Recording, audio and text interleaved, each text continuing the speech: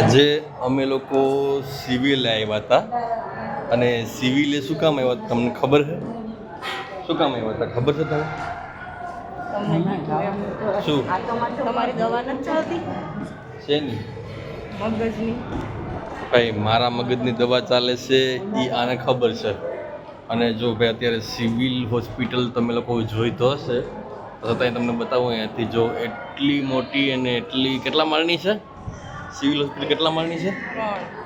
4 માળની. હવે હું 3 માળની. ઉપર ધાબુ છે. એવું છે ભાઈ, ઉપર તો ધાબુ છે અને આના મગજની ઉપર ધાબુ જ છે કે નહીં? એટલે તો તમારી ભેગી હાલીને આવું છું. હે